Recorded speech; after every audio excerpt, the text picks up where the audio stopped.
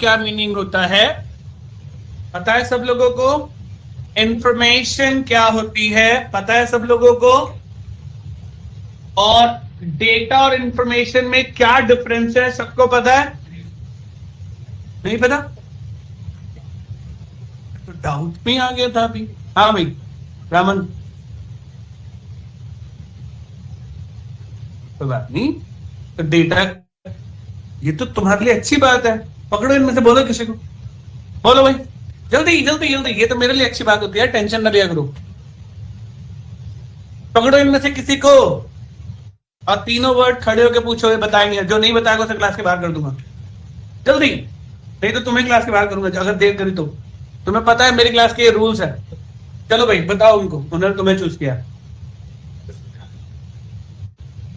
मुझे तो याद है, नींद है। अच्छा वो एक्सेल वाले में रहे होंगे सर। ठीक है चलो कोई बात नहीं। फिर अगर नहीं आए थे तो आपके पास भी चॉइस हो गई ना, किसी और को सेलेक्ट करने की, उनको छोड़कर। जी शोभित जी आप एक्सप्लेन कीजिए तीनों वर्ड। पहला डेटा का क्या मीनिंग है, दूसरा इंफॉर्मेशन का क्या मीनिंग है, और एक वर्ड और कि डेटा एनालिसिस आपके हिसाब से क्या है। डेटा, इनको बताना है, मैं सिर्फ सुनूंगा। data is any kind of information which is valuable. उसको I mean information, anything under sun is information, but Correct. data is something which is valuable for us, that is data. And उसके बाद क्या था? Data analysis. Data analysis basically whenever there is some data and we have to actually analyze the data that derive some useful conclusion. That is the difference. When we दोबारा बताइए data analysis आपने क्या बोला? whenever any data is used, the data is used to derive some useful conclusion out of that. तो basically क्या हुआ data analysis? शोभित जी किसी और को सेलेक्ट कीजिए, इन दो को छोड़कर। नेहा योर टर्न, तीनों एक्सप्लेन करो दोबारा से। डेटा, पहले डेटा, पहले इंफॉर्मेशन बताओ क्या होती है।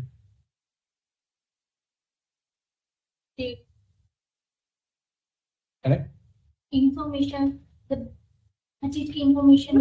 अगर कोई डेफिनेशन पूछे तो क्या होगी? वो मैंने अब तुम्हें हर बार ना डेफिनेशन पे फंसाना है। बोलो। अभी मैं कह रहा हूँ क्लास में थे।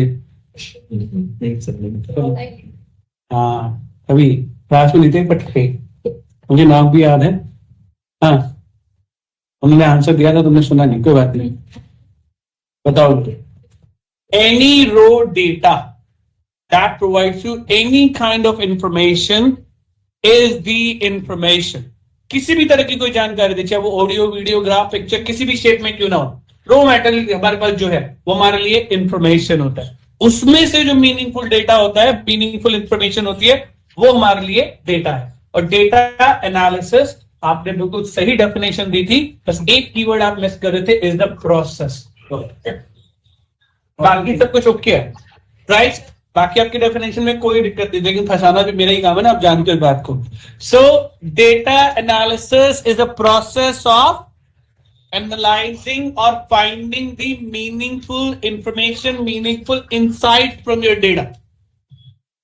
ठीक है, वो होता है डेटा एनालिसिस।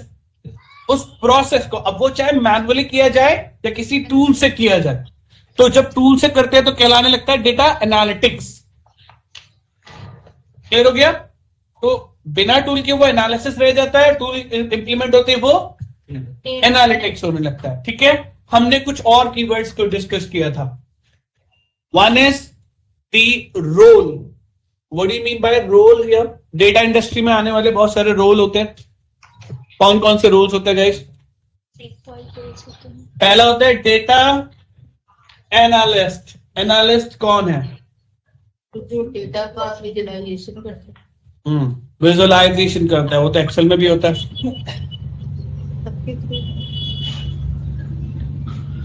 तो वो डेटा एनालिस्ट है।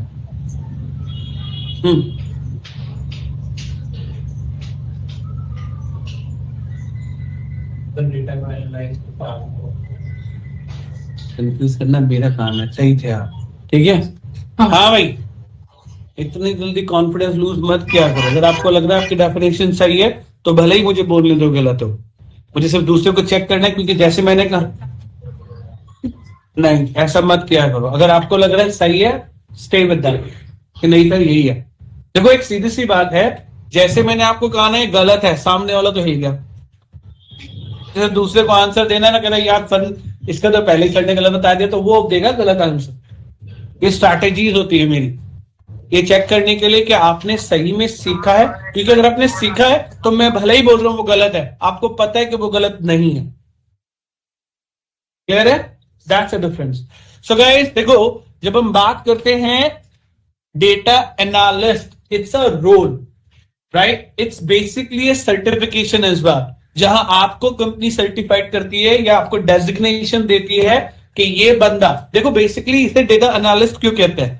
हम लोग इसको एक्सेल में काम करते हो तो डेटा एनालिस्ट नहीं बोलते। जब एक्सेल में, सिर्फ एक्सेल में काम करते हो, इस बात पे ध्यान दो, जब सिर्फ एक्सेल में काम करते हो तब डेटा एनालिस्ट नहीं होते, तब आप MIS रिपोर्टर हो सकते हो और कोई डेजिग्नेशन हो सकता है लेकिन डेटा एनालिस्ट नहीं होते। रीजन जानते हैं क्यों?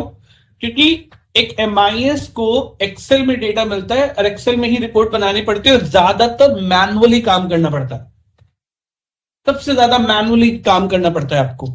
समझ गए? आप ही ड्राइव करोगे डेटा, आप ही, और डेटा तो आपको मिल गया उसके अंदर, लेकिन डेटा एनालिस्ट के अपने बहुत सारे टास्क होते हैं और वो टास्क, अगर एक भी टास्क आप परफॉर्म नहीं कर रहे हो तो आप डेटा एनालिस्ट नहीं हो।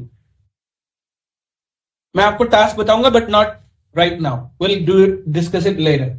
So data analyst is the person who is actually getting, transforming, cleaning the data.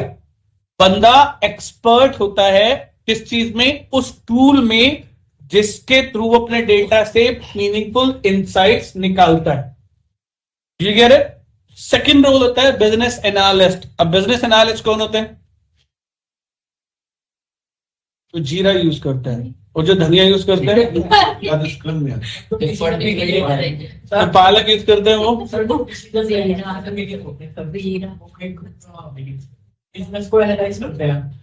देखो जीरा टेक्नोलॉजी, ठीक है, डोंट वरी, मैं मजाक कर रहा हूँ, ऐसे मत, कंफ्यूजन नहीं है, लेकिन ऐसा कहीं मेंशन नहीं है, they use जीरा, राइट? अब जीरा आपके हिसाब से क्या बताओ?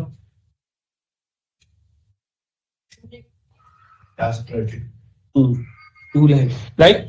तो ऐसा नहीं है कि सिर्फ जीरा यूज करने वाले ही बिजनेस एनालिस्ट होते हैं। You're wrong if you mention that one, right? So basically business analyst में और डेटा एनालिस्ट में क्या डिफरेंस होता है आप बताओ?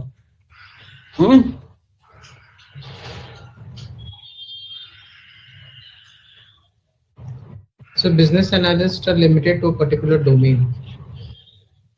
Very good. तो एक ये ऑनलाइन अनामिका की आवाज तो नहीं थी? सर मैं अक्षय। अक्षय, अच्छा ठीक है। Anamika, are you talking? Yes sir. अच्छा ठीक है, आपकी तरफ से कोई आवाज नहीं आ रही थी, लेकिन मैं कंफ्यूज हो गया कि अनामिका तो नहीं है। ठीक है, चलो अक्षय ने बोला, ठीक है। गाइस देखो बेसिकली अगर देखा जाए तो ओरिजिनली एक डेटा एनालिस्ट में और एक बिजनेस एनालिस्ट में कोई डिफरेंस नहीं होता ओरिजिनली देखा जाए तो, क्योंकि जो काम बिजनेस एनालिस्ट करता है वही काम डेटा एनालिस्ट करता है। लेकिन फिर भी एक की डिफरेंस है दोनों में। नंबर वन, डोमेन का। बिजनेस एनालिस्ट सिर्फ अपने डोमेन के लिए काम करता है, उसे दूसरे किसी डोमेन से कोई लेना देना नहीं है। लेकिन उसका एक रोल और है जो उसे अलग करता है। ये जो बिजनेस एनालिस्ट है, he or she is very good in all about the domain visualization, interpretations of visuals. Interpretation समझते हो ना? जो विजुअल्स को अच्छे से समझता है कि यहां पर अगर मुझे ये दिखाना है तो कौन सा विजुअल यूज होना चाहिए। वो अपने डोमेन की नॉलेज अच्छी रखता है। he or she is having a very good knowledge all about the interpretation. वो मीडिएटर है कि यार अगर ये विजुअल दिखाना, अगर ये दिखाना तो ये विजुअल दिखाना, और इससे मेरी वैल्यूज आसानी से एक्सप्लेन हो जाएगी। साथ में वो कंपनी के लिए बिजनेस मीटिंग्स भी करता है, बिजनेस अंडरस्टैंडिंग भी करता है, और बिजनेस लाने का काम भी कभी कभी करता है। ठीक है, करता है। उनको नए सर्टिफिकेशन भी अपने डोमेन में ऐड करने पड़ते हैं, तब जाकर के वो बिजनेस एनालिस्ट कहलाते हैं। तो नहीं तो आप जो काम ये कौन है? एक्स लक्ष्य शर्मा, खतरनाक नाम है यार।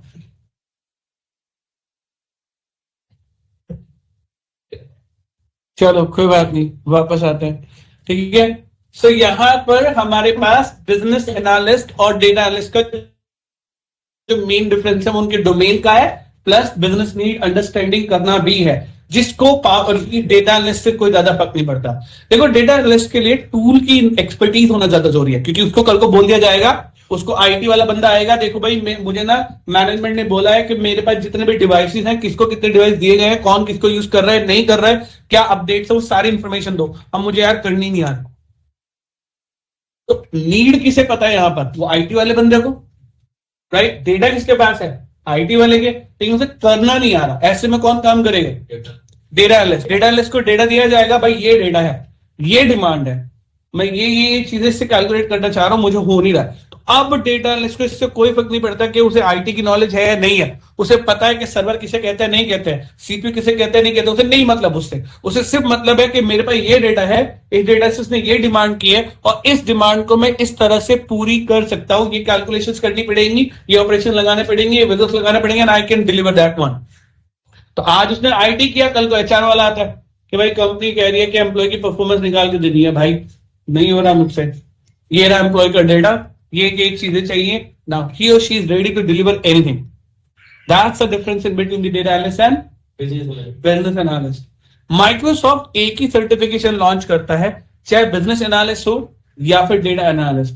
इसीलिए जब कभी कोई बिजनेस एनालिस्ट में एंट्री लेता है, हमारे यहाँ पे कोर्स करता है, तो उसे भी ये वाला कोर्स करना पड़ता है, क्योंकि माइक्रोसॉफ्ट बिजनेस एनालिस्ट के लिए कोई सर्टिफिकेशन नहीं देता, वो PL 300 ही देता है। तो डेटा एनालिस्ट के पास भी PL 300 है, और डेटा एनालिस्ट के पास भी PL 300 है। ये माइक्रोसॉफ्ट का कोर्स है। PL 300 is a code of exam. Clear है? पहले इसका नाम पता है यार, माइक्रोसॉफ्ट ने बड़ा बेवकूफ बनाया मेरे जैसे क्या कहते सीधे बच्चे का। सबसे पहली बार जब इन्होंने माइक्रोसॉफ्ट ने पावर BI लॉन्च किया डेटा एनालिस्ट, तो इन्होंने इसका कोड का नाम रखा 20778 नंबर आता, ठीक है। मैंने वो एग्जाम क्लियर किया, एग्जाम क्लियर करके अभी तक एक ही ट्रेनिंग डिलीवर की थी कि माइक्रोसॉफ्ट ने इसे रिनेम करके कर दिया DA 100। अब कॉर्पोरेट कहती है देखो अविनाश, वो तो 20778 था, DA 100 क्लियर करो। भाई ऐसा नहीं यार, पहले तो सोचा है पैसे तो फालतू में गए, क्योंकि एक बार क्लियर करने के बाद हमें दोबारा पैसे नहीं देने पड़ते, लेकिन पहली बार हमें पेमेंट देना पड़ता है। एग्जाम कोई भी नया करूंगा तो मुझे एग्जाम के लिए पेमेंट देना पड़ेगा, मुझे सिर्फ डिस्काउंट मिलता है। MCT होने का मुझे ये फायदा कि डिस्काउंट मिलता है एग्जाम में। तो मैं 3 महीने तक तेज सोचकर नहीं करते थे, अब ट्रेनिंग आनी बंद हो गई, क्योंकि सबको किस पे चाहिए ट्रेनिंग, DA 100 पे चाहिए। फिर सोचा चलो यार डाल लेते हैं पैसे, एग्जाम दिया और DA 100 एग्जाम क्लियर कर लिया। I was very happy. 2 he training हुई थी, फिर इन्होंने बदल दिया यार नाम, अब इसका नाम इन्होंने कर दिया PL 300। Basically, PL 300 is a certification if anyone is planning to go and get certified by the Microsoft. आपको PL 300 का एग्जाम क्लियर करना होगा, मिनिमम विद 75% मार्क्स। क्लियर है? तब आप डेटा सर्टिफाइड एनालिस्ट बन जाते हैं, and certified from the Microsoft itself. Do we get it now? चलिए, तो सर इसमें ये एक्सेल के लिए होगा या मतलब नहीं, ये पावर BI का है। एक्सेल का तो एक्सेल का है 770। अलग अलग कोड होते हैं, 770 सबके अलग अलग कोड है गाइस। अब तो ऑफिस 365 का अलग है, 2019 का अलग है, 2016 का अलग है, 21 का अलग है। जो मैंने आपको बताया 770 2013 का है। 2021 पे जाओगे, ऑफिस 365 पे जाओगे तो MO21 है, ठीक है। तो सबके वर्जन के कोड अलग अलग है गाइस, आपको प्लान करना पड़ेगा कौन से वर्जन पे करना है। मेरे पास सबके वर्जन के क्लियर एग्जाम करने पड़ते हैं यार। ये नया वर्जन जब भी लॉन्च करते हैं हमें सर्टिफाइड होना पड़ता है, क्या करें। चलो नेक्स्ट की बात करते हैं। तो 2 वर्जन, 2 डोमेन, सॉरी 2 रोल समझ में आ गए, बिजनेस एनालिस्ट और डेटा एनालिस्ट। तीसरे कौन सा था? डेटा इंजीनियर कौन होता है?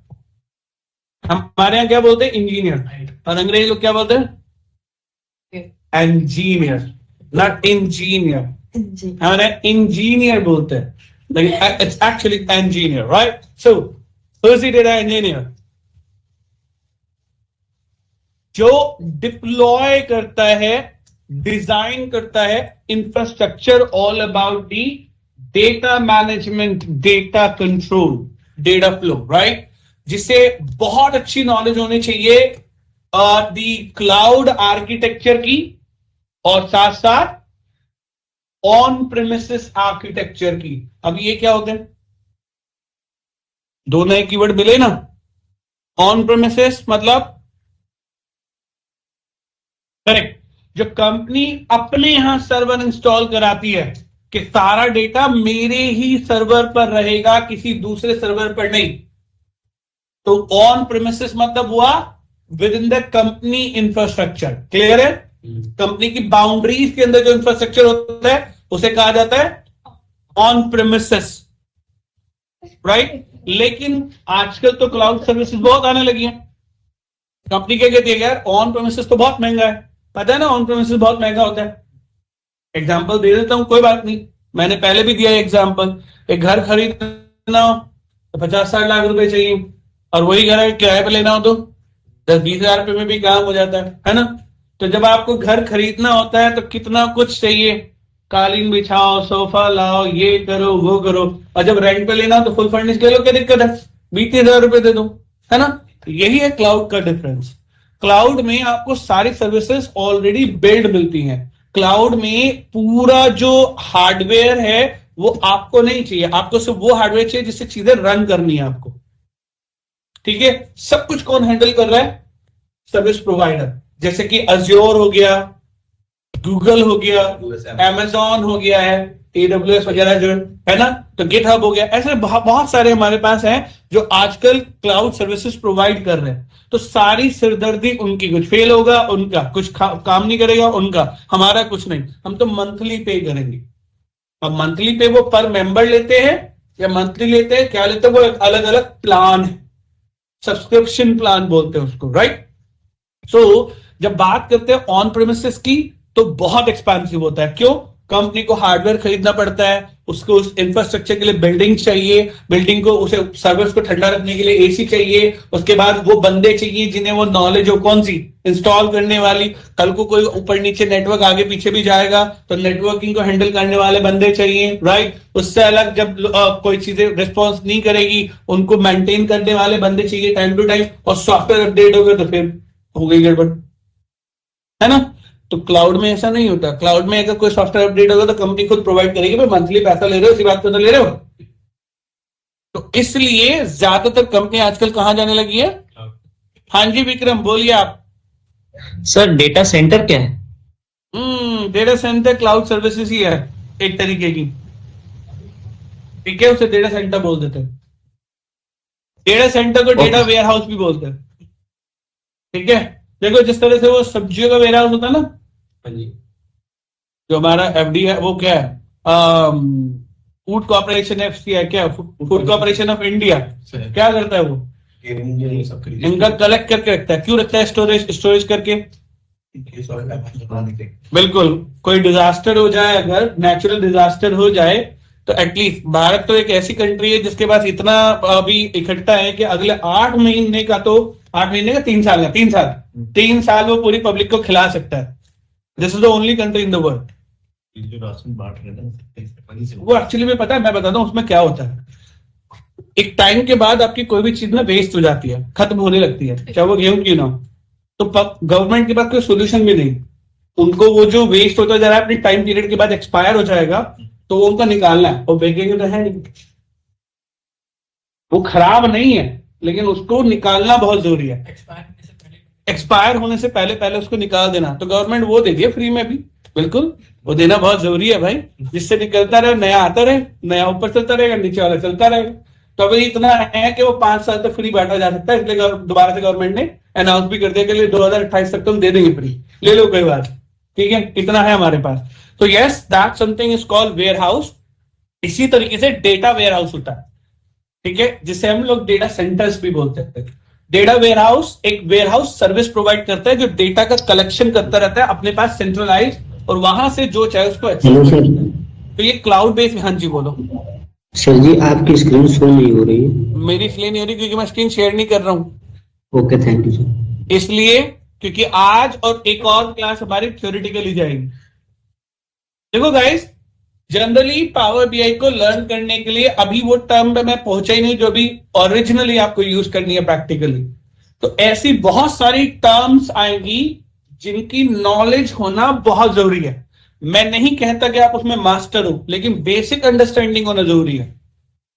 तो जब तक वो बेसिक देखो, एक तरीका है कि मैं पहले दिन पे पावर बीआई शुरू कर दूं, प्रैक्टिकली करना शुरू कर दूं, लेकिन जब मैं उन्हें इंप्लीमेंट करूंगा तो फिर आप मेरा दिमाग खाओगे कि यार ये क्या था सर। इससे अच्छा है कि पहले ही बेस बनाते हैं, जिससे कि जब वो मैं इंप्लीमेंट करूं तो आपको पता है कि हमने क्यों किया, क्या किया, कैसे किया। तो दैट आपको पता होगा तो आप ऑलरेडी से रिलेट कर पाओ। तो 2 दिन तो हमारे ऐसे जाते ही जाते हैं जहां आपको वो डेफिनेशन वगैरह पता होना जरूरी होती है। 3 दिन भी हो जाते हैं, लेकिन 2 दिन तो कंफर्म है, ठीक है। इसलिए आज भी स्क्रीन शेयरिंग नहीं है, ठीक है। नेक्स्ट की बात करते हैं गाइस। तो ऐसे ही हमारे पास डेटा इंजीनियर्स का काम होता है। वो लोग इस पूरे इंफ्रास्ट्रक्चर को डिजाइन करने का काम करते हैं। उन्हें ये आइडेंटिफाई करना पड़ता है कि कंपनी क्लाउड पे इंफ्रास्ट्रक्चर मांग रहे हैं या फिर ऑन प्रेमिसेस मांग रहे हैं, और उस पूरे इंफ्रास्ट्रक्चर को डिप्लॉय करने की नॉलेज होना बहुत जरूरी होती है। Do you get it? The next one is data scientist. याद है फोरकास्टिंग बोला था, किसने बोला था याद है? ठीक है, क्या है भाई ये डेटा साइंटिस्ट? हाँ, ट्रेंड्स ऑफ डेटा के बेस पर वो क्या करते हैं? तो मेजरली वो किस चीज पे काम करते हैं? टूल्स पे। मेजरली वो काम करते हैं algorithms, programming, machine learning, ML पर, एआई पर, इन चीजों पर काम करते हैं। क्लियर हो गया? Data scientist, right. The last one is dBA, database administrator. कौन होता है डीबीए?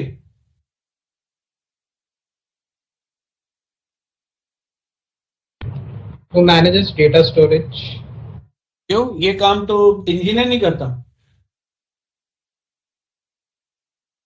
I mean, जो भी सर्वर्स पे डेटा मैनेज करना, स्टोरेज करना है।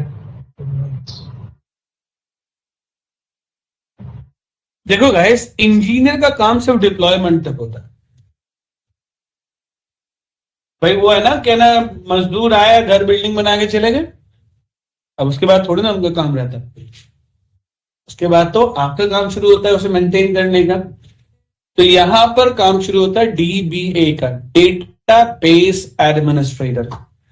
हमारी इंडस्ट्री में, डेटा इंडस्ट्री में, आईटी इंडस्ट्री में नहीं, डेटा इंडस्ट्री में मैं ये बात हमेशा कहता हूं, आज भी बोलूंगा, DBA is one of the highest job role and highest paid job role.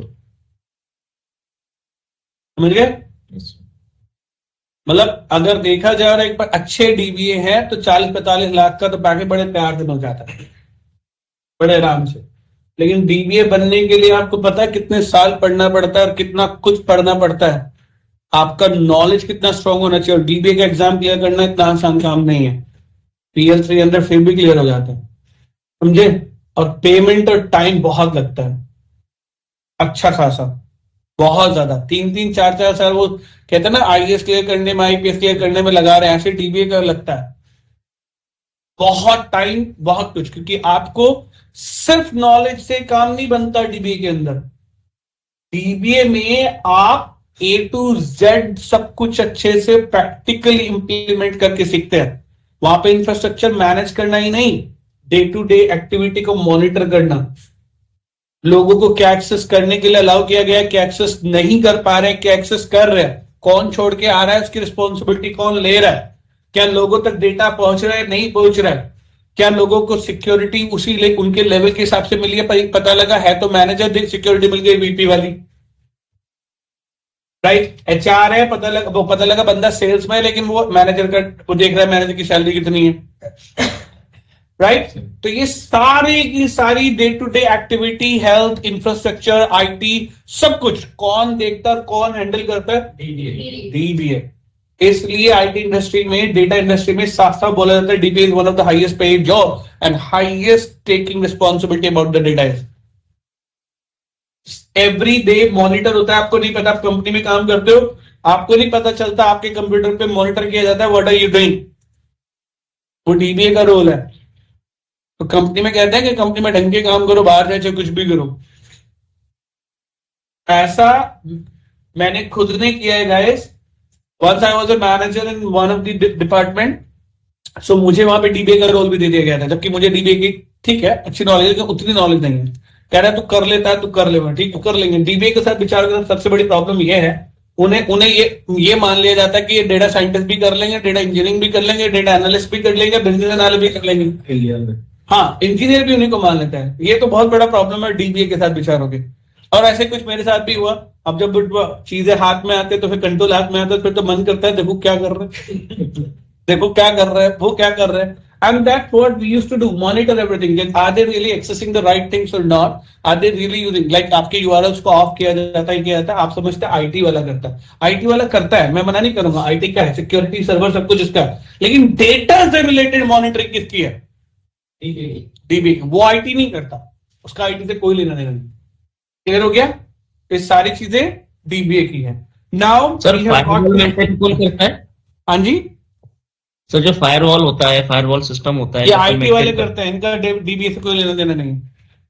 Okay sir. जैसे मेरा ऑफिशियल लैपटॉप है, ये जो है मैं कोई भी XYZ खोल सकता हूँ, यूट्यूब है, कुछ भी खोल सकता हूँ, लेकिन VPN ऑन होता है तो नहीं खुलता। तो उससे मैंने कंपनी का सीजी का जो है टूल सीख लेंगी, लेकिन अगर VPN बंद कर दो तो सब कुछ उल्टा ही तो रखा आपकी कंपनी ने, सर्विस उल्टे लगा रखी है। हमारे आउटलुक भी इज नॉट ऑन VPN। तो मैं कह रहा हूँ ना, सर्विस उल्टी लगाएंगे। जनरली VPN ब्रेक करने के लिए होते हैं, ना कि उन्हें यूज करने के लिए। हमारे VPN जब ऑन, और जो आईटी वाला है ना, वो सच में बहुत दिमागदार। अगर मेरे सामने आए तो मैं उसकी क्लास लगा। VPN अगर आपका ऑन है, कैपजेमिनी का जो भी आप इंटरनल जो भी LMS है या RTP सब यूज कर सकते हैं। ये तो ऑफ हो गया, फिर और कुछ यूज नहीं होता था, नहीं तब और कुछ नहीं है, उल्टा VPN लगा। और VPN ऑफ हो जाएगा क्या, तो उसके अलावा यूट्यूब भी चला लो, होता है। ये पर्सनल लैपटॉप की बात करें, कंपनी के लैपटॉप की बात करें, कंपनी की बात हाँ हाँ, तो वो उल्टा VPN लगा है बेसिकली। हाँ, उल्टा VPN होता है, ठीक है, जो कंपनी के सर्विसेज को एक्सेस करने के लिए उन्होंने उल्टा लगा। जनरली ये नहीं होता, जनरली उल्टा होता है। VPN लोग इसलिए लगाते हैं जिससे कि हम बाकी कुछ एक्सेस कर सके और कंपनी के लैपटॉप पर कुछ कर सके। IRS सर्विसेज होती है जिनसे इन्हें स्टेबल और स्टॉप और ये किया जाता है, इंफॉर्मेशन राइट मैनेजमेंट सर्विसेज, ये सर्वर का काम होता है, ठीक है। उल्टा VPN लगा रखा है, चलो कोई बात नहीं, काम होना चाहिए कैसे भी हो, है ना। तो गाइस देखो, ये रोल होता है, ये रोल समझ में आ गया आपको? किसी को कोई डाउट? अब इन रोल्स के अलग भी हमारे पास काफी चीजें हैं जो आपको पता होना बहुत जरूरी है। लाइक हमें ये पता होना चाहिए कि कौन कौन सी ऐसे कीवर्ड्स और हैं जिनको हमें यूज करना पड़ेगा। जैसे कि एक कीवर्ड है database. Do you understand the meaning of the database? क्या मतलब है डेटाबेस का, बोलो। गीतांजलि, कैमरा ऑफ कीजिए, डेटा स्टोर होता है। कैमरा ऑफ कीजिए एक बार, या तो सभी लोगों को ऑन करना पड़ेगा, ठीक है। नहीं, या तो सब लोग ऑन करे, कोई भी ना करे अभी, ठीक है, बेटर है, नहीं तो डिस्ट्रक्शन होता है लोगों के लिए। चलिए नेक्स्ट की बात करें। वैसे कभी कभी मैं सबके कैमरा ऑन करवाता हूँ, हाँ कभी कभी तो करवाता हूँ, है ना। अभी नहीं करवाए, काफी टाइम हो गया, लेकिन करवाने वाला हूँ जल्दी, देखने के लिए कि वही बैठा है ना, कोई और तो नहीं बैठा ठीक है। चलो वापस आते हैं क्लास में अपनी। तो गाइस, डेटाबेस का मतलब पता है, जहां पर हमने 13 कोड रूल्स के बारे में बात की थी, सर्वर्स के बारे में बात की थी। डेटाबेस मतलब देखो, डेटाबेस तो आपके नोटबुक भी है। डेटाबेस सर्वर और डेटाबेस में फर्क है ना। Database is the collection of data, जहां डेटा कलेक्ट हो रहा है वो डेटाबेस है। और डेटाबेस सर्वर वो मैकेनिज्म, वो स्टोरेज, वो एप्लीकेशन है जहां वो पूरा डेटा कलेक्ट होकर मैनेज किया जा रहा है, राइट। हमने बात की थी एक और कीवर्ड की, DBMS। क्या है ये? DBMS थ्योरेटिकल होता है, और RDBMS मतलब क्या है? तो ये थ्योरी से मतलब क्या है यहाँ पर? दोबारा बोलो। डेटाबेस के बारे में, सर्वर के बारे में जो भी चीजें हम नॉलेज दे रहे हैं। देखो, जितना भी डेटाबेस के बारे में आपको जानना है, जितनी भी थ्योरी, लाइक हमने बात की नॉर्मलाइजेशन टास्क किया था, फंस गए, याद आ गया। किसने देखा या याद ही नहीं था? याद ही नहीं था ना? नॉर्मलाइजेशन के बारे में कौन कौन पढ़ के आया? तुम्हें लगता है मैं भूल जाऊंगा? मैं सिर्फ नाम भूल सकता हूं, बाकी कुछ नहीं भूलता मैं। हाँ भाई, नॉर्मलाइजेशन पढ़ के आने के लिए बोला था, किसी ने पढ़ा?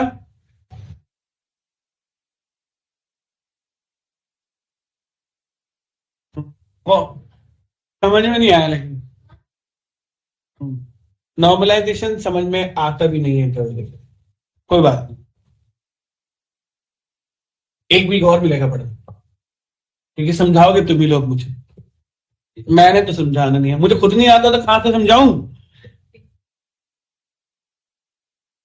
नेक्स्ट टाइम नॉर्मलाइजेशन अगर आप लोग नहीं समझाएंगे तो मैं आपको समझाऊंगा।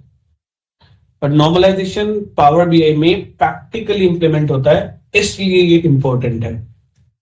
समझ गए? प्रैक्टिकली होगा गाइस। आप, मैं डे 1 पर जब काम करूंगा तो आप देखोगे कि मैं नॉर्मलाइजेशन कर रहा हूं, यूज कर रहा हूं नॉर्मलाइजेशन। तो नॉर्मलाइजेशन क्या है, कितने प्रकार का होता है? मैंने 3 पढ़ के आने के लिए बोले थे, होते 5 हैं, लेकिन कोई नाम याद करके आया? कौन कौन से नाम होते हैं? क्या था तुम्हारा? बीकॉम है? बीकॉम है, फिर भी ढंग से पढ़ के आ गए है, नाम तो कम से कम याद हो गया। 1 NF यानी कि first normalisation form, second NF यानी कि सेकंड नॉर्मलाइजेशन फॉर्म, 3 NF मतलब राइट। तो इस तरीके से आपको 3 पढ़ के आने थे, चौथे की पार्टी की जरूरत नहीं थी, क्योंकि 3 के बेस पर हमारा पावे काम करता है, इसलिए राइट। कोई बात नहीं, एक हफ्ता अभी और है, पढ़ के आना, फिर नहीं तो मैं आपको बताऊंगा क्यों जरूरत होती है इसकी नॉर्मलाइजेशन फॉर्म की, क्या होता है ये। लेकिन DBMS ई कोड रूल पता है? पढ़े किसी ने? ई कोड रूल कौन कौन से होते हैं? 2 बताएगा। ये कहाँ ई कोड का रूल थोड़ी ना है, ये तो कीवर्ड है। Structure database, non structure data type of file types होती है, तो राइट, कोड रूल थोड़ी ना ही है। 13 कहां से कहां तक होते हैं? 0 to 13 कोड रूल्स होते हैं, ठीक है। ये सब आप DBMS में पढ़ते हो। एक कीवर्ड, 2 कीवर्ड और होते हैं, एक होता है ज्वाइनिंग और एक होता है यूनियन। किसी को पता है ज्वाइनिंग और यूनियन क्या होता है? Yes sir. तुम पढ़ रहे हो? तुम लोग कहाँ पढ़ रहे हो? बताओ, फिर तुम तो फंस गए। टेबल्स को ज्वाइन कंपेयर करता है। होता क्या है ज्वाइनिंग? सिर्फ 4 टाइप्स के होते हैं, नहीं 8 टाइप के। टाइप बता दो, ये मत बताओ कि ज्वाइनिंग क्या होता है।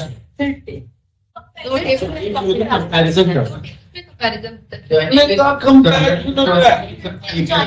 क्या सीख रहे हो तुम लोग? टाइप तो सब बता दोगे, बट टाइप की बात ही नहीं कर रहे हो उसके। हाँ बोलो।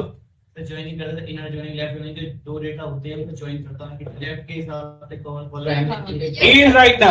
कंपेयर क्यों आ गया यहाँ पर? तुम्हें बताने ओ माय गॉड, कंपेयर नहीं, ज्वाइनिंग द इंफॉर्मेशन। समझ गए?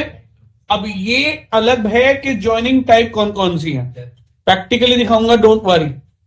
सिर्फ ऐसा एक्सप्लेन नहीं करूंगा, बाकायदा दिखाऊंगा मैं, और पावर बीआई में नहीं, नॉर्मल समझाऊंगा क्यों जरूरत पड़ती है।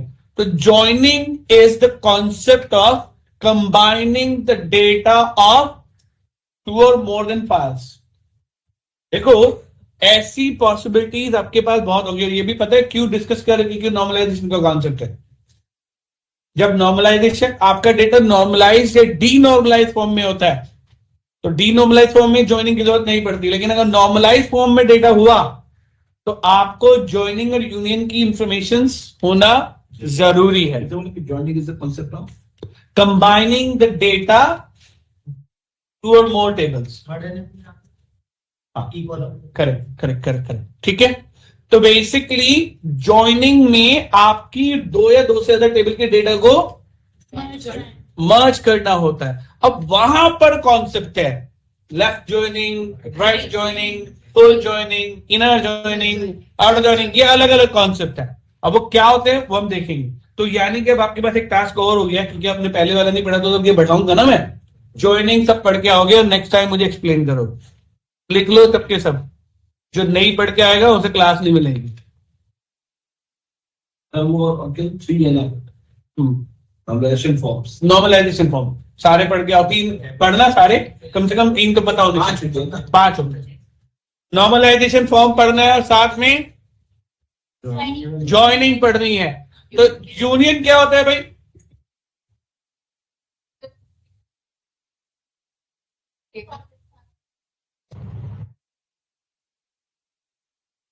ये 2 डेटाबेस होते हैं और 2 सर 2 टेबल के Joining में नहीं डेटा होता, को 2 database। होते हैं सर, वो एक ही टेबल के होते हैं। तो टेबल 2 टेबल एक ही डेटाबेस के होते हैं। हाँ भाई, आप कोई ऑनलाइन कुछ बोल रहा था, कुछ बोलो। सर यस, अगर हमारे पास 2 टेबल है तो उनको यूनाइट करते हैं, मतलब एक साथ देखना हो तो फिर हम यूनियन यूज करते हैं।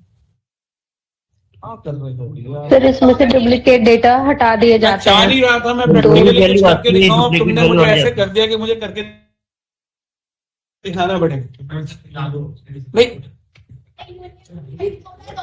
सर जो कॉमन डेटा होता है ना वो एक बार तो होता है, फिर 2 टेबल का जो कॉमन डेटा होता है। दोबारा बोलो। 2 टेबल के जो कॉलम है सब बताइए जो मैच कर रहे हैं सर, उनकी ज्वाइनिंग नहीं करता वो काम। सर ज्वाइन करता है सर, लेकिन मतलब एक क्या कहते हैं, एक पर्टिकुलर डाटा समझ लो। लॉजिकल बेसिस पे जो डाटा ज्वाइन करता है। होल्ड करो, एक्सप्लेन नहीं कर पाता। एक सिंपल सी लैंग्वेज में समझाता हूँ, कॉमन भी देता है। सबको आंसर मिल जाएगा। एक मान लो एक टेबल मेरे पास ये वाली है, टेबल ए, ठीक है।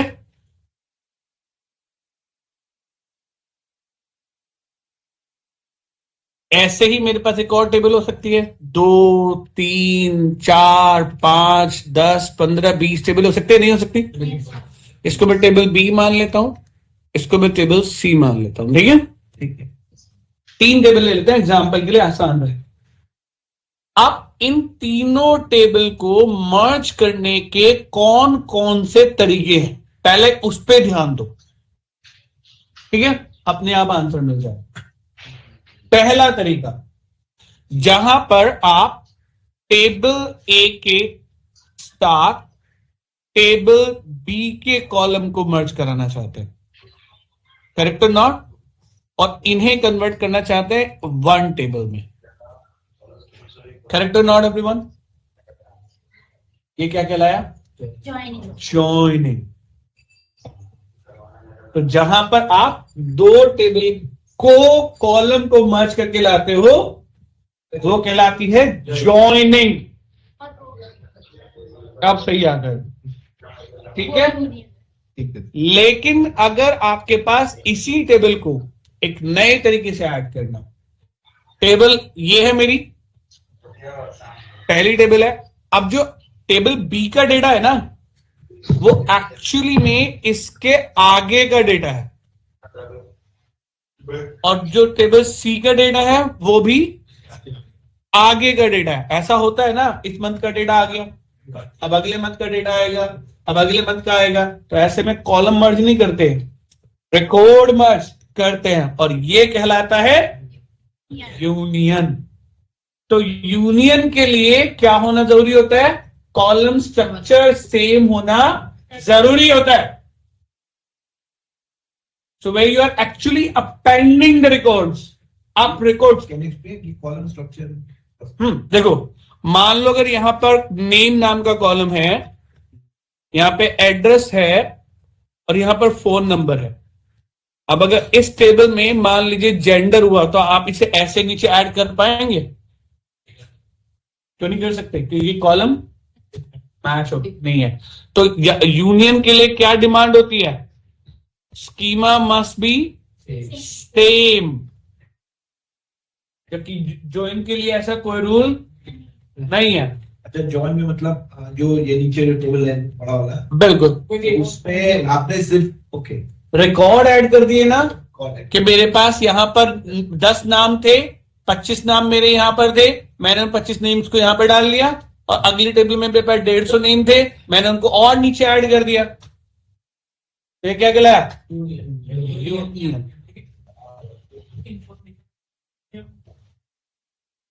वैसे करेक्ट, वो ज्वाइनिंग कहलाते हैं। ठीक है, अब वो ज्वाइनिंग कभी भी खत्म नहीं हुआ ये। ठीक है, मैं फिर से कह रहा हूं, ज्वाइनिंग पढ़ के आना, खुद समझ में आ जाएगा कितना इंपॉर्टेंट होता है, क्यों होता है। क्योंकि नॉर्मलाइजेशन अगर है डेटा में तो ज्वाइनिंग की जरूरत पड़ेगी ही पड़ेगी, प्रैक्टिकली भी पड़ेगी। समझ गए? तो लेफ्ट ज्वाइन लगानी है, राइट ज्वाइन लगानी है, इनर ज्वाइन लगाना है, आउटर ज्वाइन लगाना है, एंटी लेफ्ट लगाना है, एंटी राइट, तो पड़ी भी नहीं होगी। ठीक है, यूनियन का डेफिनेशन क्या होगा? Union is actually merging the data of similar structure. Data को मर्ज करना होता है, जबकि ज्वाइनिंग में दो टेबल के बिल्कुल क्लियर, बिल्कुल सिमिलर स्ट्रक्चर होना जरूरी होता है। अगर कॉलम आगे पीछे हो गए ना, तो ये पता लगा नेम के नीचे जेंडर लिखा आ गया और जेंडर के नीचे लिखा आ गया डेट ऑफ बर्थ। तो यूनियन के लिए सबसे पहले जरूरत क्या है? Schema must be same. Do you get it everyone? ठीक है, अब वो एक अलग बात है, आप इंटरनल यूनियन इनर यूनियन लगाते हो, क्या लगाते हो, वो तो अलग अलग कॉन्सेप्ट है ना गाइस। तो अब आप यूनियन के बारे में भी डिटेल में पढ़ के आएंगे। तीसरा टॉपिक है आपके लिए। ठीक है, एक हो गया नॉर्मलाइजेशन, दूसरा हो गया और तीसरा हो गया यूनियन। ठीक है,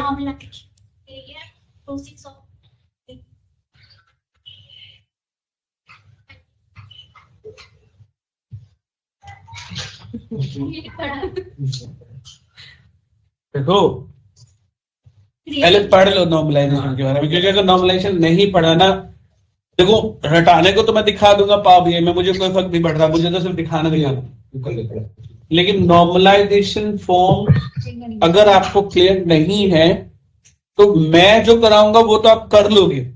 ओरिजिनल वर्ल्ड में जब डेटा आपको मिलेगा ना, जैसे कि मैं अपना डेटा सैंपल बात कर रहा हूं, फंस जाओगे, गारंटेड फंसोगे अगर नॉर्मलाइजेशन क्लियर नहीं है आपको। क्योंकि कई बार हमें डीनॉर्मलाइज डेटा को नॉर्मलाइज करना पड़ता है।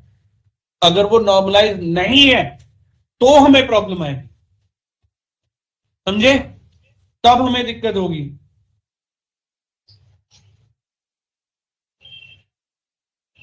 तो इसलिए नॉर्मलाइजेशन की पहले पढ़ के आना, उसके बाद मैं अपनी डेफिनेशन दूंगा, अपने आप समझाऊंगा। एंड डोंट वरी, सब कुछ प्रैक्टिकली भी करेंगे हम, ऐसे नहीं कि सिर्फ करेंगे। लेकिन अगर आप थोड़ा सा दिमाग लगा के आओगे तो उसमें अठन्नी चवन्नी कुछ तो पढ़ लोगे ना, फिर रूपा बनाने का काम मेरा हो जाएगा। ठीक है, अभी अगर मैंने रूपा पढ़ाया तो मुझे पता है अठन्नी चवन्नी पास आएगी। तो इससे बेटर है कि अठन्नी चवन्नी तुम करके आओ और रूपा से या डॉलर मैं बनाती हूँ। ठीक है, कोई दिक्कत नहीं, फिर अठन्नी चवन्नी थोड़े फिर सेंट होंगे, है ना। चलो वापस आते हैं गाइस, नेक्स्ट कॉन्सेप्ट की बात करते हैं। तो अब बात करते हैं कि हमने ये समझ लिया रोल कौन कौन से होते हैं, हमने ये समझ लिया कि ये कीवर्ड्स हमें क्यों पता होना चाहिए, क्योंकि प्रैक्टिकली हम बात करते हैं। नाउ यहां पर सबसे बड़ा जो पॉइंट है, कीवर्ड है, वो है डेटा सोर्स। ये डेटा सोर्स क्या है?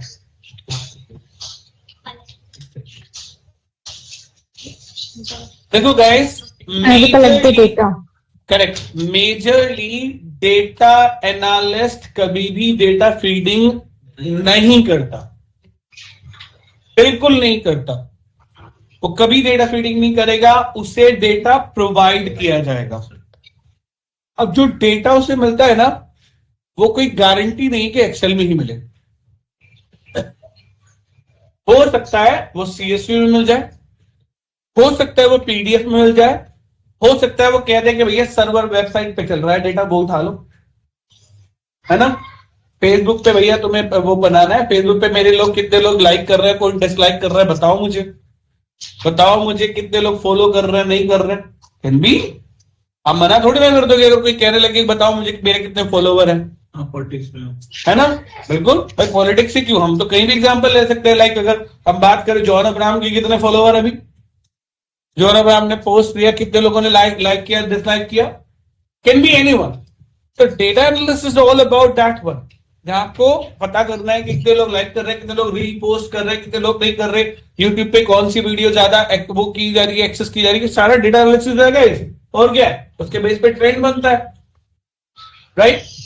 सो डेटा तो कहीं भी हो सकता है, किसी भी फॉर्म में हो सकता है। तो आप आपको डेटा कभी बनाने के लिए नहीं मिलता, आपको डेटा मिलता है, और वो जहां पर वो डेटा कलेक्ट हो रहा है वो आपके लिए डेटा सोर्स है। तो क्योंकि पावर बीआई या टैब्ल्यू ऐसी कोई भी एप्लीकेशन डेटा स्टोरेज मैकेनिज्म अपने साथ नहीं लेकर आती है, तो हमें उस सोर्स से डेटा क्या करके लाना पड़ता है, रिट्रीव करके लाना पड़ता है उस एप्लीकेशन में, और उसके लिए हमें जरूरत पड़ती है एक कनेक्टर की।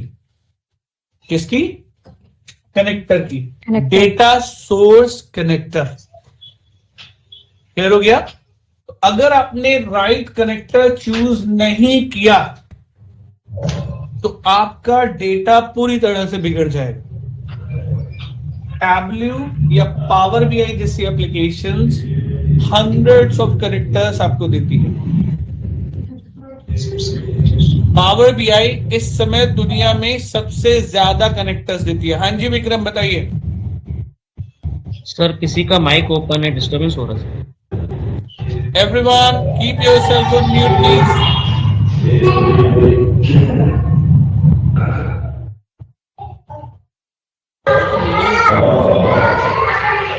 अनुज थैंक यू, म्यूट करो अपने आप को। अनुज मावी, चलो थैंक यू विक्रम। तो गाइस बेसिकली डेटा बेस यानी आपके डेटा से कनेक्ट करने के लिए, सोर्स से कनेक्ट करने के लिए आपको बहुत सारे कनेक्टर्स दिए जाते हैं and you have to decide. देखो एक डेटा एनालिस्ट के लिए ना कुछ टास्क बहुत इंपॉर्टेंट है जो अब डिस्कस करने वाले हम लोग। सबसे पहले उसे ये पता होना चाहिए कि मेरा सोर्स क्या है। डेटा एक्सेल में है या सीएसवी में है या फिर सीक्वल पे पड़ा है या ओरेकल पे पड़ा है या मायएसक्यूएल पे पड़ा है, क्योंकि अगर उसे ये नहीं पता मेरा डेटा कहां पर है तो वो राइट कनेक्टर चूज ही नहीं करेगा, और अगर राइट कनेक्टर चूज नहीं हुआ तो वो डेटा पावर बीआई में आएगा नहीं, और अगर डेटा पावर बीआई में नहीं आया तो आप कोई रिपोर्ट जनरेट नहीं कर सकते। Do you get it now? तो किसी भी डेटा एनालिस्ट के अपने कुछ टास्क होते हैं, और अब शुरू होता है हमारा पावर बीआई वाले कॉन्सेप्ट। अब तक जितने कॉन्सेप्ट थे वो सारे डेटा इंडस्ट्री से रिलेटेड थे, जिनको हम पावर बीआई में बाद में यूज करेंगे, लेकिन अब हमारा ओरिजिनली टास्क शुरू हो जाता है। प्रैक्टिकल्स तो आज शुरू नहीं होने वाले हैं, तो मैं कंफर्म हूं, और नेक्स्ट क्लास में भी शायद हो जाएंगे। नेक्स्ट क्लास में, आज तो नहीं, लेकिन नेक्स्ट क्लास में 100% हो जाएंगे। और नेक्स्ट क्लास कल नहीं है, याद रखना, कल आपकी ऑफ है। मैं कहीं ट्रैवल कर रहा हूं तो कल मैं क्लास नहीं ले पाऊंगा, ठीक है? कल के लिए आपका ऑफ है, नेक्स्ट वीक होगी आपकी क्लास, इसलिए तो इतने सारे चीजें पढ़ने के लिए ऑनलाइन नहीं, कल ऑनलाइन भी नहीं, आई एम ट्रैवलिंग समवेयर, ठीक है? हाँ जी। सो गाइस, एक डेटा एनालिस्ट का टास्क प्रोसेस है, मतलब ये सिक्वेंशियल ऑर्डर है जिस तरह से उसे काम करना पड़ता है। सबसे पहला ऑर्डर नहीं यार, उससे पहले कुछ और है, बहुत अच्छी चीज, सॉरी, उससे पहले कुछ नया पड़ता है। देखो एक डेटा एनालिस्ट को ना सबसे पहले ये पता होना चाहिए कि वो डेटा क्या है। अगर वो डेटा की अंडरस्टैंडिंग नहीं करता, अनुज या तो आप अपने आप को म्यूट करो, नहीं तो मैंने आपको क्लास के बाहर करना पड़ेगा, ठीक है? चुप। तो एक डेटा एनालिस्ट के लिए सबसे जरूरी है डेटा अंडरस्टैंडिंग। अगर उसे अपना डेटा नहीं पता ना तो वो कभी भी डिजायर आउटपुट नहीं दे सकता। तो पहले समझो कि डेटा क्या है, और आफ्टर दैट आइडेंटिफाई करो कि फाइनली क्या उसे चाहिए। अगर आपको ये पता है डेटा क्या, लेकिन आपको ये नहीं पता कि उसे चाहिए क्या, उस डेटा से निकाल के क्या देना है, तब भी आप लोग सही रिजल्ट अचीव नहीं कर पाएंगे। तो जब हम पावर बीआई की बात करते हैं या फिर डेटा एनालिस्ट या एनालिटिक्स की बात करते हैं, तो यहां पर टाइप ऑफ एनालिटिक्स भी हैं। तो अब हम बात करने वाले हैं type of analytics, right? Number 1, prescriptive analytics, sorry descriptive, not prescriptive, वो थर्ड है। डिस्क्रिप्टिव एनालिटिक्स, हाँ जी डिस्क्रिप्टिव, हाँ जी डिस्क्रिप्टिव वन। कोई मुझे बता सकता है डिस्क्रिप्टिव एनालिटिक्स का क्या मीनिंग होता होगा? करेक्ट, जब आपका डेटा आपको ये पता करने में हेल्प करे कि बेसिकली हो क्या रहा है, चल क्या रहा है, what is going on and what is happening, what has happened, what is happening. जब भी आपका डेटा, आपकी रिपोर्ट आपके डेटा के बेस पर इस तरह के क्वेश्चंस का आंसर देगी, तो आपकी रिपोर्ट ऑटोमेटिकली कौन सी रिपोर्ट हो गई है? डिस्क्रिप्टिव रिपोर्ट हो गई है। Do you get it everyone? Right.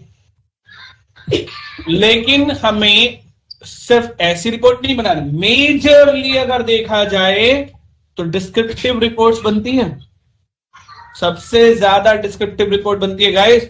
आपको डेटा दिया जाता है, कहा जाता है बताना सेल्स कितनी हुई है, प्रॉफिट कितना हुआ है, लॉस कितना हुआ है, कितने एम्प्लॉय हायर हुए हैं, एम्प्लॉय परफॉर्म कर रहे हैं नहीं कर रहे हैं, कितने एम्प्लॉय ने अपना टारगेट अचीव किया, कितने ने नहीं किया, सेल्स हमारी यूनाइटेड स्टेट में कितनी है, एशिया रीजन में कितनी है, यूरोप रीजन में कितनी है, एक्सेट्रा एक्सेट्रा एक्सेट्रा। तो ये क्या है, आपको जो डेटा मिला उसके बेस पर ये फाइंड आउट करना क्या चल रहा है क्या नहीं चल रहा है, वो सब कुछ क्या कहलाता है? Descriptive analytics. एक और है डायग्नोस्टिक एनालिसिस।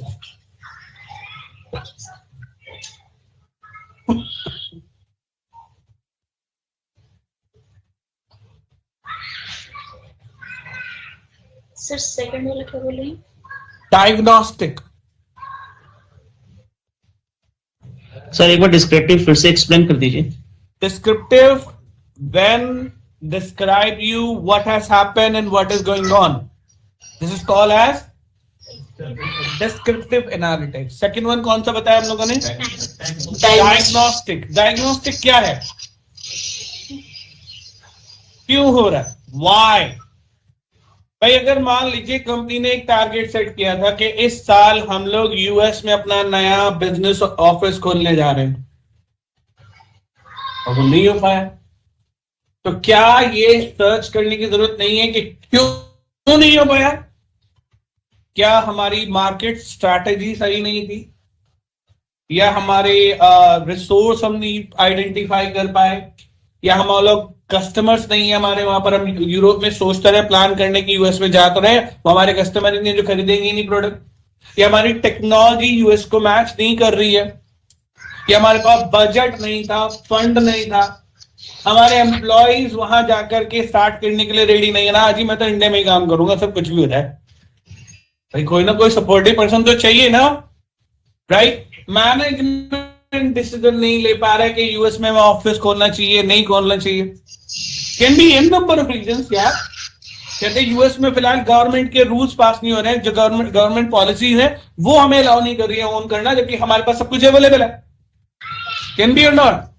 तो it's just one simple example. Second क्या हो सकता है? कंपनी ने प्लान किया था कि 2024 के फरवरी मंथ तक हम कम से कम 1 करोड़ बिलियन का बिजनेस कर लेंगे।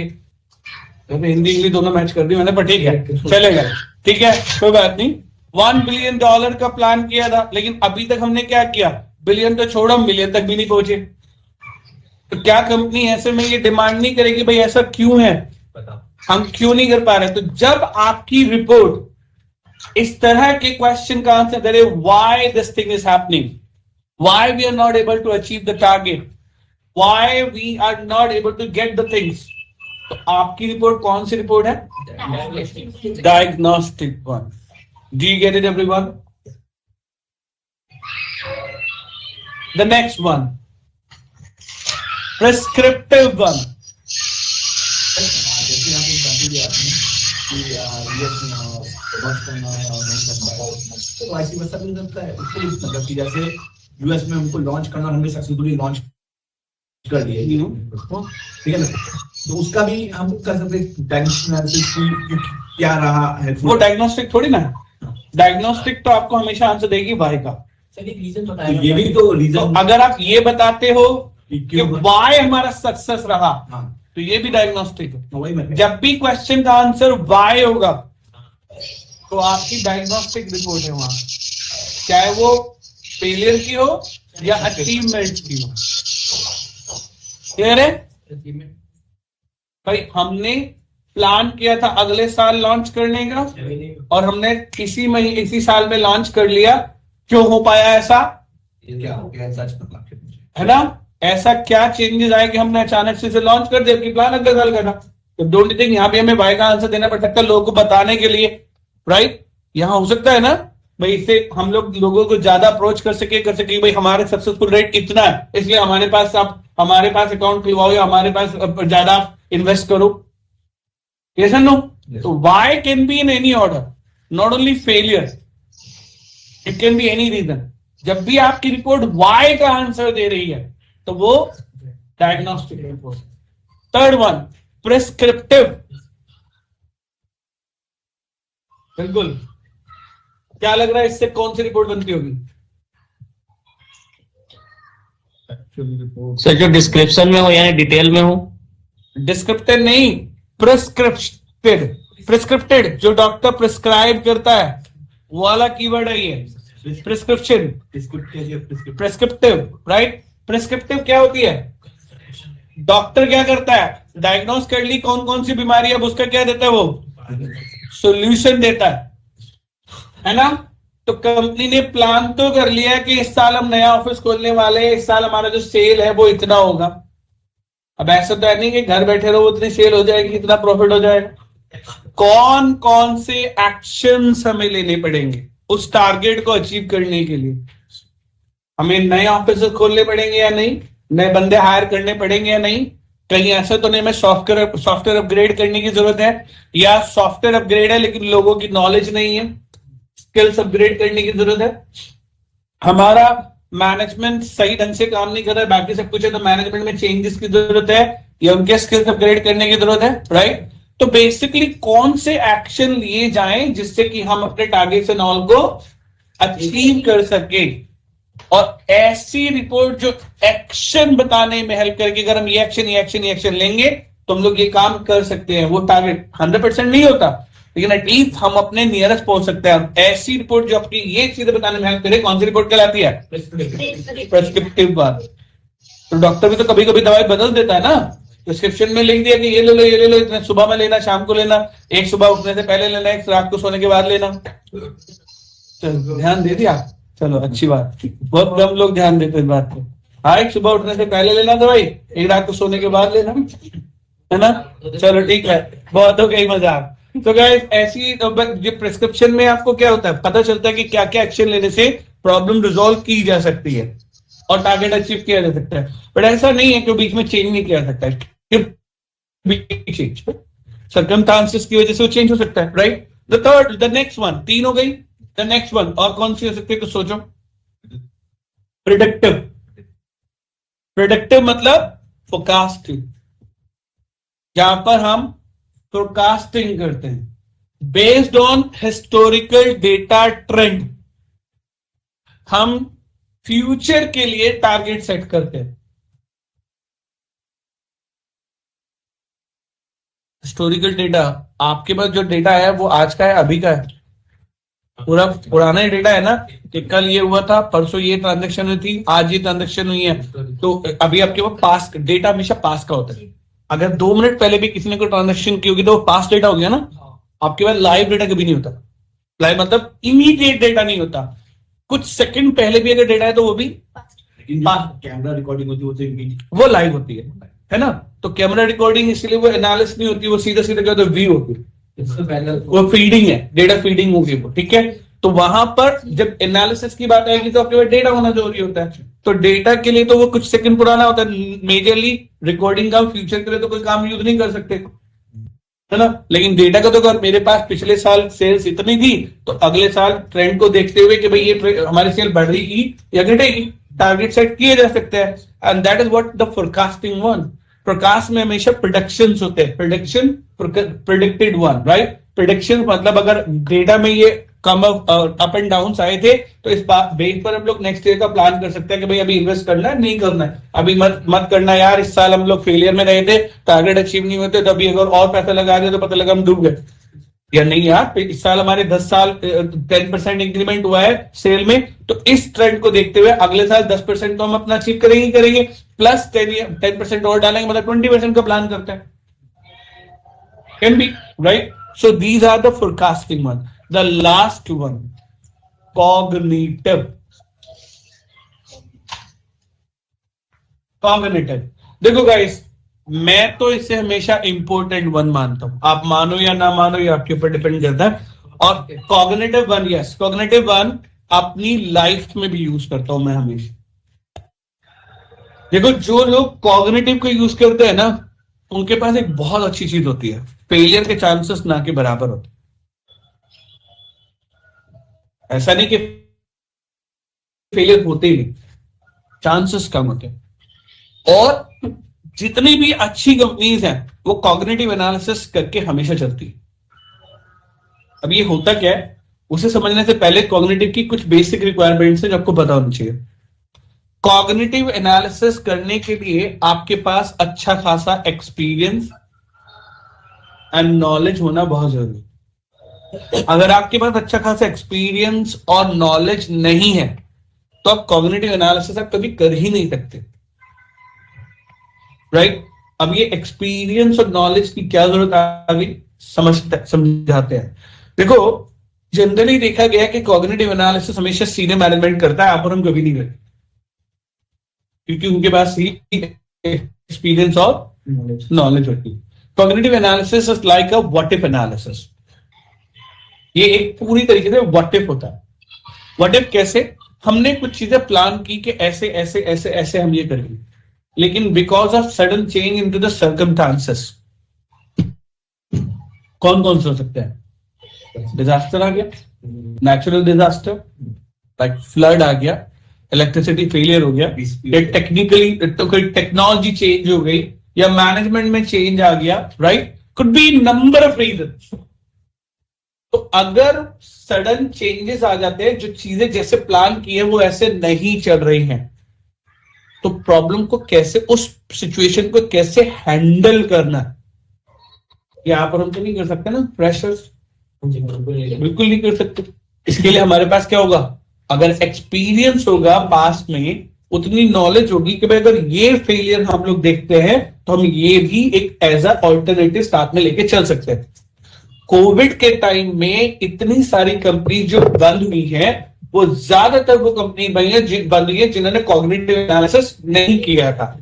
मैक्सिमम जितनी भी एमएनसीज हैं वो सब की सब कॉग्निटिव एनालिसिस करवाती हैं या करती हैं कि अगर हमारा टेक्नोलॉजिकल चेंज आ गया, मैनेजमेंट चेंज आ गया, नेचुरल डिजास्टर आ गया, तो हमें ये तो कंफर्म है कि हम इतना टारगेट अचीव सेल्स का, प्रॉफिट का नहीं करेंगे, राइट?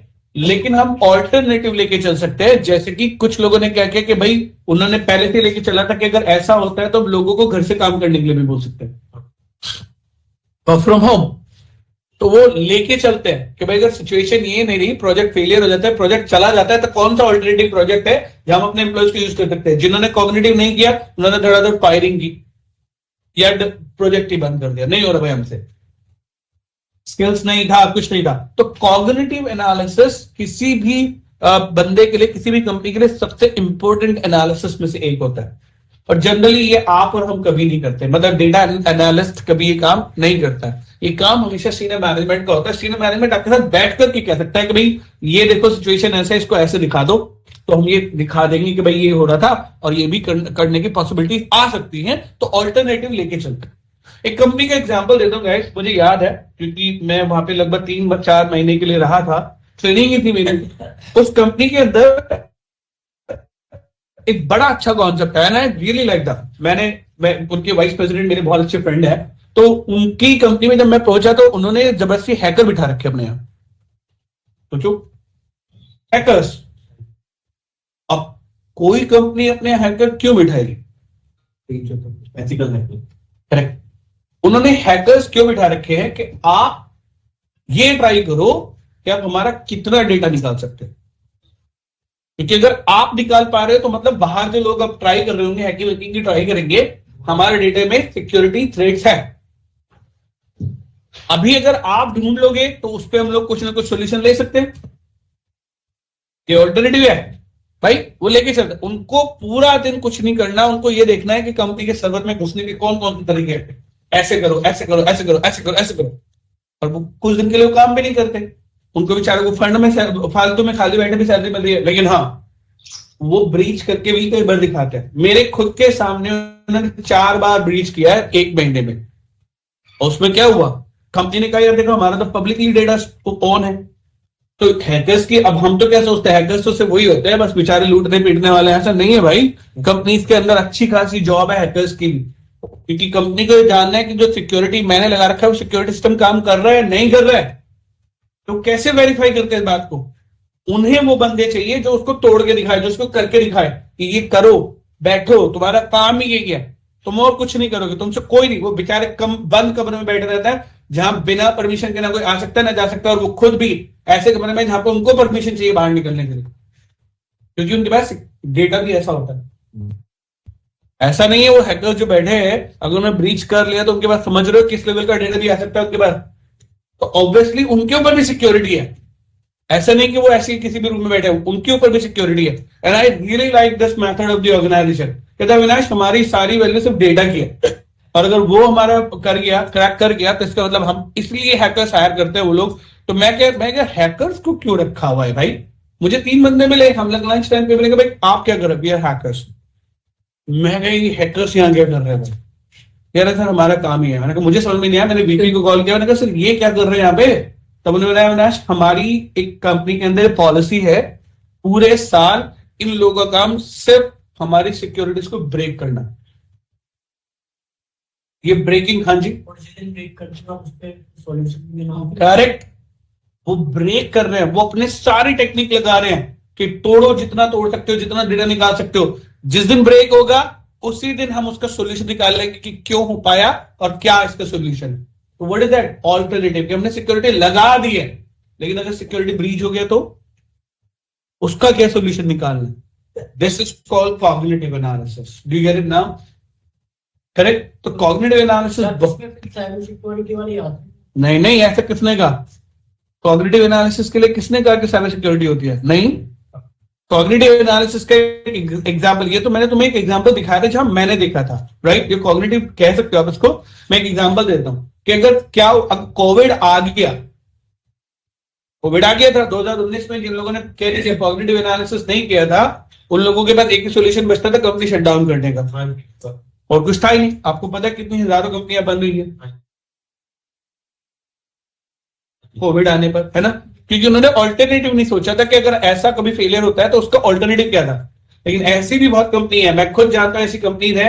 एक अभी कंपनी में कुबोटो, क्या नाम था, जो महिंद्रा ये ट्रैक्टर वैक्टर बनाती है, कुडोस पता नहीं क्या नाम है उनका, इनका ट्रैक्टर बनता है। आई वाज टोटली सरप्राइज के नहीं महिंद्रा ट्रैक्टर बनाती है, अच्छी खासी कंपनी है। हाँ जी, भूल जाओ अभी, छोड़ दो उसको, ठीक है।